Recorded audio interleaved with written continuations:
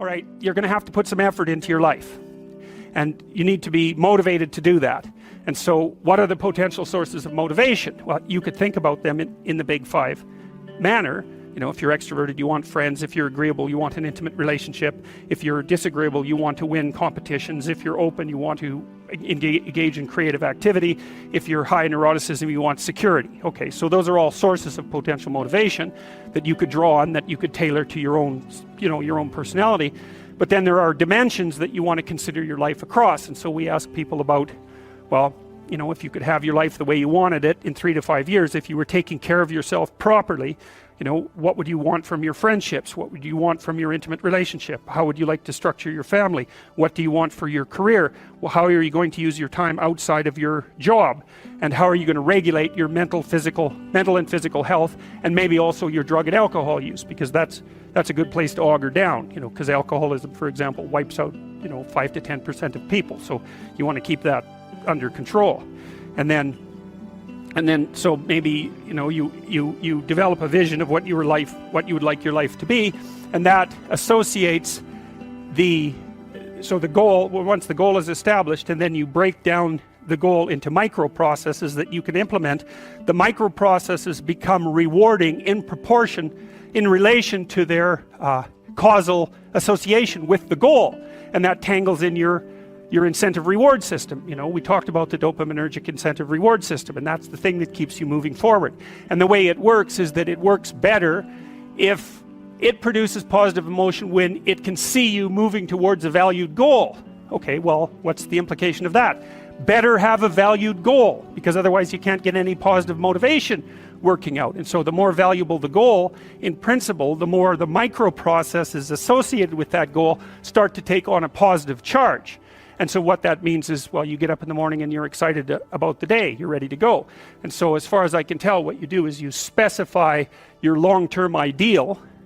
Maybe you also specify a place you want to stay the hell away from, so that you're terrified to fail as well as excited about succeeding, because that's also useful. You specify your goal. You do that in some sense as a unique individual. You want to specify goals that make you say, oh, if that could happen as a consequence of my efforts, it would clearly be worthwhile. Because the question always is, why do something? Because doing nothing is easy. You just sit there and you don't do anything. That's real easy. The question is, why would you ever do anything? And the answer to that has to be because you've determined by some means that it's worthwhile. And then the next question might be, well, where should you look for worthwhile things? And one would be, well, you could consult your own temperament. And the other would be, well, you kind of look at what it is that people accrue that's valuable across the lifespan. So you do a structural analysis of the subcomponents of human existence, and I already did that. You need a family, you need friends. Like, you don't need to have all these things, but you better have most of them. Family, friends, career, educational goals, plans for, time outside of work, attention to your mental and physical health, etc. That's what life is about. And if you don't have any of those things, well, then all you've got left is misery and suffering. So that's a bad deal for you. So once you, but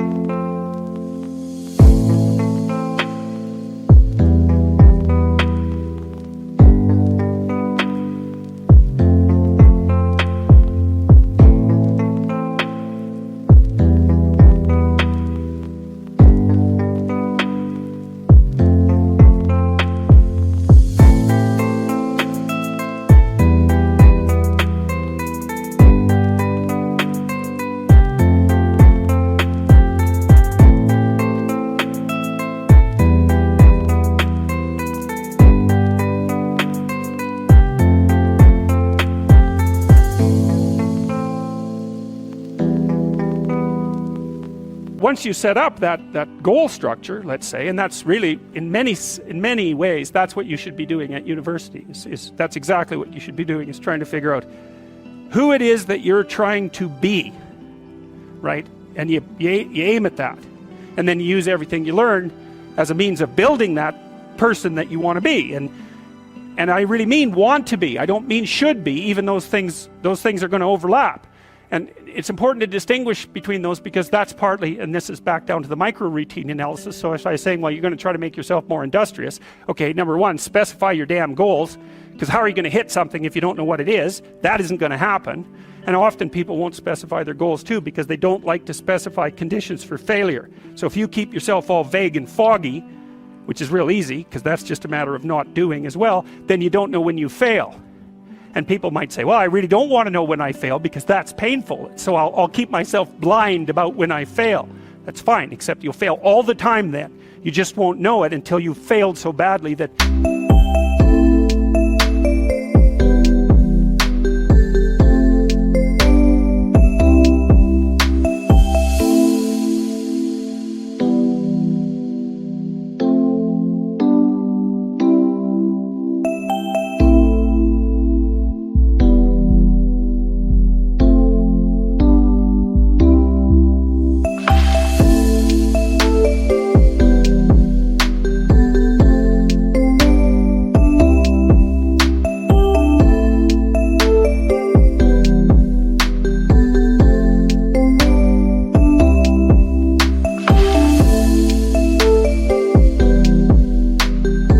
you're done.